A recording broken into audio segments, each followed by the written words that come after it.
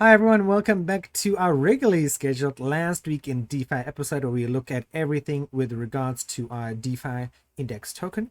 My name is Kriya. I'm the host of the Amun Inside Crypto podcast. If you like what we do, please don't forget to follow us on YouTube, Twitter, right? Twitter.com/Amun. You can also check us out on Telegram or Discord. The links are over here on the DeFi index token page. We also have a Medium as well that's worthwhile checking out.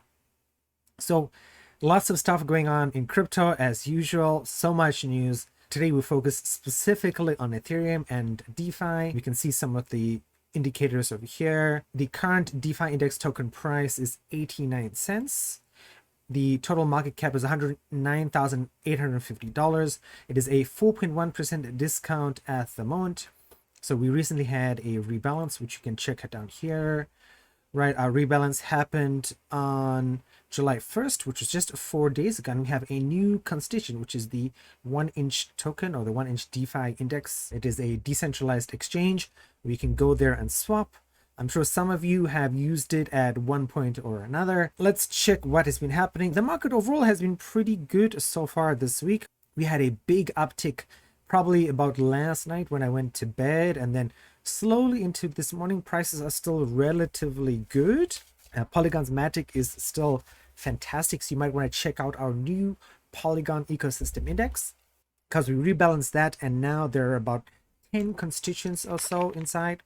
Okay, so at the moment our DeFi index token is made up of, the largest allocation is Synthetix Network at 14.26%, Curve DAO number 2, Aave number 3, Lido Finance and their liquid staked Ether and number 4, Uniswap number 5, Chainlink number 6, Maker number 7, and the 1-inch DeFi index is number 8. If you're not familiar with the 1-inch token, please stay tuned. There's going to be a video as usual. I usually try to put in a video so you guys are just not listening to me talking for 20 minutes or 30 minutes. This is straight from 1inch's YouTube channel. Please subscribe there. It's basically a video that introduces what 1inch is if you're not familiar with it. It's about 1 minute or so. So from the time I stop talking, you can skip ahead 1 minute and we'll get straight into the news for today. So the news for today is starting with Synthetix Network, going all the way down to 1inch at the bottom. We have a bunch of Twitter news today, so please be prepared for that. Like I said, so much stuff going on. I had to choose and select certain stories. I think moving forward as well, we're not going to restrict ourselves to the 1 week timeline. I think basically our news is going to be from the last DeFi episode to the current DeFi episode. So it makes it easy so you guys get to see those wonderfully designed art covers for the podcast and for the YouTube channel as well. Okay, let's jump straight into our Synthetix news right after the 1-inch video. Finding the best exchange rate for your tokens is hard. Comparing rates on all dexes takes time, and a mistake can cost you a lot. Also, rates on dexes are not fixed. The more you swap, the worse the exchange rate will be. So we've created 1inch, a DeFi aggregation platform that analyzes all the dexes for you to provide the best possible exchange rate. We split the amount you wish to exchange into several parts, and then swap each part at the best rate at a different dex. We burn gas token inside transactions to make them cheaper than anywhere.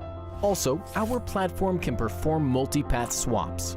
Sometimes it is profitable to swap source token to destination over multipath to achieve an even better rate. 1inch checks this opportunity for you. Get the best rates today at 1inch.exchange. Okay, welcome back guys. I hope you enjoyed the 1-inch video. So here, let's have a look at Synthetix. So Synthetix, it says, great point here, 100% of SNX trading fees are distributed directly to SNX stakers. None of it is allocated to our DAOs, Treasury Council, etc. 100% DeFi, no fluff. That is a very good point. Is if you're new to DeFi, like one of the ways in which you can earn passive income is to have a staking token. Doesn't have to be Synthetix. A lot of different protocols do this where you own their token. So in this case, an SNX, you stake SNX via their website and you get an X amount of trading fees, and you'll get to see this with other protocols. We're going to talk about Curve just now, where they also, like with Curve, if you own CRV, you get a percentage of the trading fees that's distributed, you know, every month. I guess it is. I'm pretty sure it is every month. And SNX have a good comparison picture over here where we get to see this is via token terminal. It says top dApps based on cumulative protocol revenue in the past 7 days.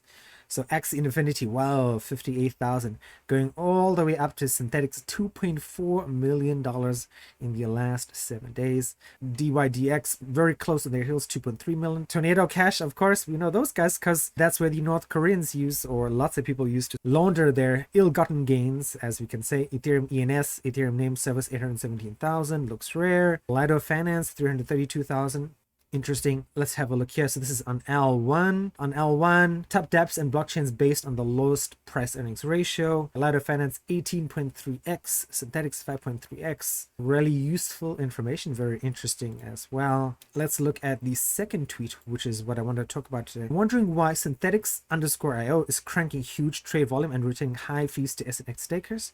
Read about atomic swaps and why 1-inch routes big atomic swaps using synths powered by Synthetix.io. So 1-inch, we're going to talk about them right here. It's the last piece of news for today. So it says, let's imagine a hypothetical scenario where a trader wants to use 1-inch to convert 100 ETH to BTC. The 1-inch aggregate engine discovers that the best route is through the Synthetix Atomic Swap, and it proceeds to sell all the ETH for STETH using Curve. Afterwards, 1-inch routes the trade to Synthetix to burn SETH for SBTC at the Oracle price for a 0.25% fee and zero slippage. That's impressive. 1-inch then sells all the SBTC for BTC in Curve. Most users don't even notice they are using Synthetix because 1-inch handles the entire process under the hood. Right? Under the hood, that's cool. I've seen this more and more in DeFi protocols like QuickSwap. One of the days I was using QuickSwap and I wanted to get some kind of weird token. I don't remember what it was, but it did 5 different swaps. Like it was like from Matic to DAI to USDC to something else. And I was like, that's pretty impressive that all of that is happening under the hood. So atomic swaps, big swaps, this is wonderful. So one of the reasons, like when you're swapping 100 ETH, even at today's prices, that's $100,000. You can move tokens, you can increase the slippage, you can cause problems to happen. So the fact that all of this happens under the hood with zero slippage is mighty impressive. All right, let's move on to our second piece of news, which is Curve. And it says, and this is up, VE Curve can now enjoy it now. And it shows the picture, right?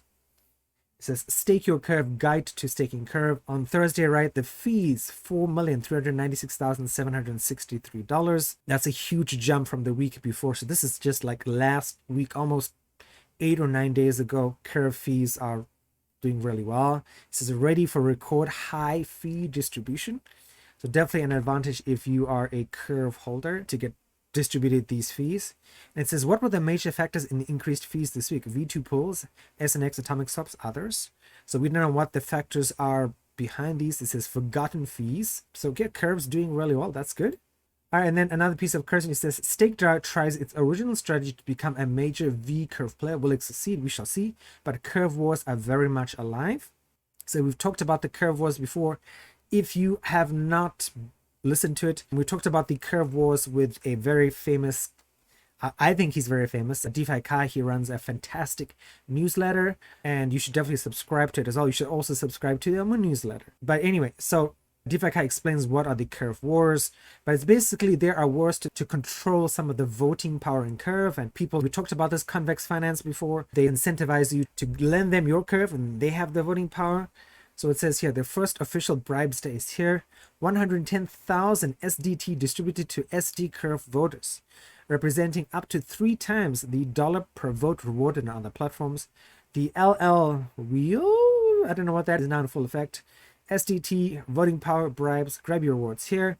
Lockers.stakedao.org, claim, show, name, my total earnings, $690. That's actually pretty good. So if you are a Curve holder and you have some Curve, you might sort of think about using StakeDAO and taking some advantage of that $110,000 rewards. One thing to be very clear about is that these are fixed rewards. Maybe there will be more, but sometimes these sort of reward programs run out.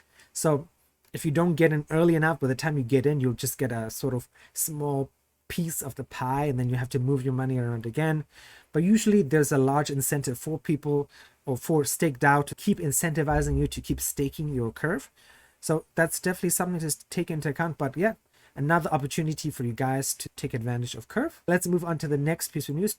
Today's piece of news is just looking at this large picture over here, which is how much Chainlink is changing, how much they're improving. One of the themes I think you guys will find in today's show is that Crypto is still growing despite the downturn, despite things being stuck at 20k Bitcoin for forever and Ethereum at 1k and Solana at 30 something dollars. Yeah, crypto is continuing to build. Projects are, continuing to use. Chainlink is continuing to grow.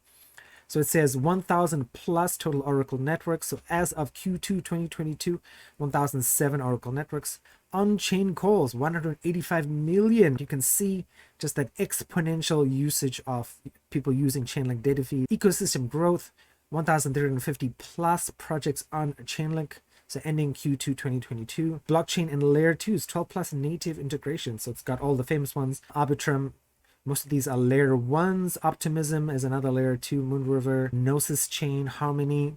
Okay. Off-chain data, 3 billion plus data points delivered on-chain. Verifiable random function, 7 million randomness requests served. Very cool. So it's fantastic. And I think as you explore LinkedIn, you'll realize that what a lot of crypto people are saying, or people generally in a downturn or in a recession, they're saying that in this sort of environment, you should expect that this is where like the true builders will show their worth, is that the people will continue to build, and by the time the next bull run comes around, these are the sort of the projects that you have to keep your eye on. Great for Chainlink, great to see so much is happening. Let's move on to the next piece of news. The next piece of news today is about Aave, and it's about their governance proposal with regards to the Harmony Horizon Bridge exploit, consequence to Aave v3 Harmony. So one of the things you would have seen in the last 2 weeks or so is the Harmony 1 Horizon Bridge was hacked, and later on we have found out that it was North Korea again, similar to the Axie Infinity hack, and they hacked Horizon, and they've already started to launder their funds through Tornado Cash. So this is basically the governance and Aave community discussing this hack and what should happen. So it says around 48 hours ago, an exploit was executed on the Harmony Horizon ERC20 bridge, allowing users on the Ethereum mainnet to bridge their assets to Harmony 1. 36 hours ago, the Harmony team publicly notified the existence of such an attack on the following tweet, certifying a loss on the bridge of approximately $100 million. Given that some of the assets exploited are listed on Aave v3 Harmony, specifically DAI, USDC, USDT, and Aave, some dynamics of the protocol have been disrupted. Aave on Harmony, same as other networks, uses Chainlink as the main source of Oracle prices in order to consider the market-wide price, not only on/in-chain, of well-adopted assets. Chainlink reported similar prices on the Harmony assets as on other networks. Going back to the Harmony Bridge exploit, what this type of attack means in practice is that for X amount of the asset locked on the contract on Ethereum L1, there is not exactly X supply of the bridge asset on the connected Harmony 1 chain. So that is a problem with bridges. You guys can read the rest of it here. This is the current situation. The actions are the most interesting part. It says, so 5 possible actions: modification of Oracle's pool wide. This would be executed by forcing a real price of unbacked assets on the price feeds via Chainlink or not. Minimize interest rates range, especially the ones on assets fully borrowed on the arbitrage. Currently, One and Link reserves are fully borrowed out, but this is because of the aforementioned arbitrage. Fully freeze the market, allowing only withdrawals and liquidations. This is something to consider, but probably not a good idea at the moment, given the market conditions. Understanding the probability of the Harmony 1 network covering the unbacked assets via recovering the funds or by covering the loss. This is straightforward. If the attacker would return the funds to the bridge, so we know this is not going to happen. North Korea is definitely not going to give that money back. They need cash, and one of the best ways to get it is with crypto. Integration of Chainlink's proof of reserve for bridge assets. BGD has already introduced on its roadmap a proposal to integrate the proof of reserve into Aave pools, but an event like this shows the need of it. All right, actions executed. Stop borrowing on all assets of the pool. Arbitrage by borrowing non-affected assets was the main vector in Aave v3 Harmony. We have recommended stop borrowing of all assets, making the situation more controllable without doing any harm in the process. Okay, so guys, you can join the discussion here. Is it still ongoing? Yeah, it's still ongoing as well. If you have any opinions about this, or what happened with the hack, or how Aave should react to it, definitely something to look at. All right, let's move on to our next piece of news, which is liquid staked Ethereum or Lido Finance. So lots of news going on there. People are still worried about the DPEG, that STETH is not matching Ethereum. Lido still says, yes, we have the equivalent amount of ETH there. So it says Lido ETH deposited 4,127,936. ETH staked with Lido 4,127,956. So that's interesting. So there's more ETH staked with Lido than the amount of ETH deposited. The APR 4.05%. Lido ETH staked 66,000 depositors. We can see the increase in ETH, but it's flattened out as people have been worried about the DPEG over here. The price hourly, as of the last day, the price is like 0.96, so definitely not on peg. Lido TVL has dropped significantly as of July, and we can see things are very flat in terms of the APR, but that's more due to the merge than not. Staking deposits, this is comparing a bunch of stuffs. Lido deposits to total deposits.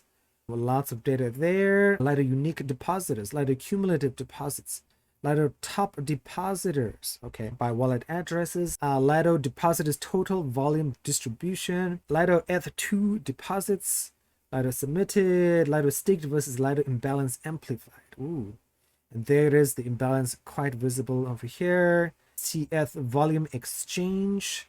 So this is, again, like if you guys watched the last time I did this episode, some of these graphs are so hard to read, and it doesn't, like, who can actually read and differentiate the colors besides the 1-inch limit orders? All right, Curve ETH STETH, again, we can see a difference over there. Curve ETH STETH trading volume, $4.5 million in the last 24 hours, 67 million in the last week. There's so much data available on this dashboard, but we can definitely see it's Lido Finance is like technically stable at the moment. There's a lot going on. There's a lot you can figure out from the dashboard. But I think for most of you guys, probably this top graph over here is the most interesting to show how the price is on peg right here, and then hasn't been on peg for a while. Again, maybe something to consider and maybe worry about a little, but I'll let you guys decide what you want to do with your staked Ethereum. Let's move on to Maker. Now, this is not new news, but this is basically about MakerDAO looking to invest 500 million into minimal risk treasuries and bonds. MakerDAO, and I would imagine a lot of the community have probably seen the macroeconomic outlook for the current state of the economy is not great. And I'm not talking about the American economy, the global economy as a whole. So it makes sense, and bonds and treasuries are typically instruments that people use to put their money in because they're relatively safe. So let's have a look. It says the DAO intends to generate yield with native DAI stablecoin via traditional investments in US treasuries and possibly even corporate bonds. MakerDAO is currently voting on a proposal aimed at helping it weather the bear market and utilize untapped reserves by investing 500 million DAI stablecoins into a combination of United States treasuries and bonds. Following a straw poll and a governance signal request, the decentralized autonomous organization members now must decide whether the dormant DAI should go entirely into short-term treasuries or split 80% into treasuries and 20% into corporate bonds. Interesting. So there's a bunch of people voting. I guess nobody's voted at the moment. It would be cool if we can have a look at this, but I guess you guys can look at it by yourselves. This explains who Maker is. One of the largest delegates in MakerDAO, Du, voted for the ET20 split allocation. He reasoned that the allocation would be beneficial for the protocol in the long term for several reasons, including its new exposure to major traditional financial institutions are learning to manage the finances in the bear market. As TradFi is seeing interest rate increase due to the Fed, they were told Cointelegraph on June 29th, made a protocol working with TradFi to take advantage of the high interest would be able to strengthen its revenue model. MakerDAO allows participants to vote on proposals by staking their Maker. We know that, right? This is the breakdown over here. You guys should definitely check that out. That's interesting. An investment of 500 million DAI in this context that is expected to remain liquid and low volatility is therefore not a significant risk for the DAI peg nor the solvency of MakerDAO. Okay, interesting. I don't know if more protocols would consider this, but I can imagine this sort of goes against the crypto ethos of decentralization and not going the traditional finance route, but there are definitely major incentives to go the traditional finance route in that in a highly volatile macroeconomic environment and maybe microeconomic environment, some instruments might make sense so that you can continue to deliver yield and interest to your members, and it's still interesting and people can worry less. Yes, I've invested in Maker, or I'm a major DAI stablecoin holder. I don't have to worry about a DPEG or a contagion event or something like that because the DAO has invested $500 million into some very stable things. So interesting. All right, let's move on to DeFi Edge. So this is about Uniswap, right? It says DeFi Edge integrates with Chainlink, so this connects to Chainlink to develop asset management protocol on Uniswap v3. DeFi Edge has recently announced its integration with Chainlink price feeds to enable an additional security layer for Uniswap liquidity providers on DeFi Edge. Chainlink has proven, this explains what Chainlink is. The integration would help entities to grow further, bring an extra security layer to Uniswap liquidity providers on DeFi Edge. Okay, according to the team, Chainlink has a proven record. This step is taken to facilitate bringing extra security layer, yes. DeFi Edge is basically a decentralized asset managed protocol specifically made for Uniswap v3 liquidity providers. It helps to connect liquidity providers scavenging for higher capital efficiency with expert strategy managers who will well manage their positions on Uniswap v3. What will happen now after DeFi Edge's integration with Chainlink is that the strategy managers can solely deploy effective strategy for Uniswap v3 pools if the Chainlink price feeds also support the asset pairs. Okay. In fact, this benefit would facilitate the strategy managers to make better decisions on individual pools by leveraging a competitive source of truth on broader market prices. Apart from this, DeFi Edge integrates with Chainlink price feeds to power all the Uniswap v3 pools accessible on DeFi Edge. The risk is now lesser, and Chainlink price feeds would constantly provide safeguards for active strategy. So, very cool. So if you are a Uniswap v3 liquidity provider, this makes a lot of sense, right? Especially because going into a bear market, you don't want to be managing your position all the time and having people from DeFi Edge, if they're reliable. Again, I don't know, not financial advice, but it might be something for you to check out if you are into Uniswap v3. All right, the last piece of news, right, is about 1inch. And you guys know this with Serum or Radium. I think it's Serum. They do like a weekly recap. 1inch does a weekly recap as well. This is from July 2nd, 3 days ago. It says updates, news, and integrations. Playbookso Metaverse integrated with 1inch. 1inch was listed on Ziglu Money Exchange app. OPM v2 was released on Arbitrum. OPM's network decentralized order book is powered by 1inch limit order protocol. 1inch X Travala.com $900 raffle is live. 1inch is now live on Travala.com, allowing you to book over 3 million travel products around the world. To celebrate, enter to win $900. Cool. 1inch attended the ETH Global NYC Hackathon. Eva from the 1inch BD team participated in the panel FinTech, Digital Assets, DeFi, NFTs, and the Metaverse held at the 19th anniversary Rutosa Family Office Investment Summit. 1inch successfully surpassed 3 million in total user count on all networks. 1inch successfully surpassed 190 billion in total trading volume on the Ethereum network. 1inch took 7 out of 15 place on the crypto rank.io top DeFi apps by active users in the last 30 days. 1inch entered the crypto dep top BNB ecosystem coins by social activity. So lots of news here for you guys to read. Let's go back to our DeFi Ecosystem Index. So guys, I hope you enjoyed today's podcast. Thursday/Friday this week, we will have an interview with Chris Hitchens. As I mentioned before in last week's podcast, he is a guy who owns a company called MineEasy out in the UK. They primarily are Flux miners, but they sell mining machines out in the UK. And while if you're mining Flux, you're doing it at a loss, depending on your electricity costs as well. But it's a very interesting perspective, and Flux is a very interesting protocol, like decentralized cloud storage. Very cool, very interesting. And I think you guys will get a lot out of the interview. Chris comes from a traditional financial background, and he has lots to say about this, and I'm interested in it, and I think you guys will enjoy the interview. I hope you guys enjoyed today's podcast. Don't forget, as always, please check us out on social media. You can tweet at me, twitter.com/MNKorean, and then I will be back on Friday with another podcast. All right, guys, take it easy, and talk to you later.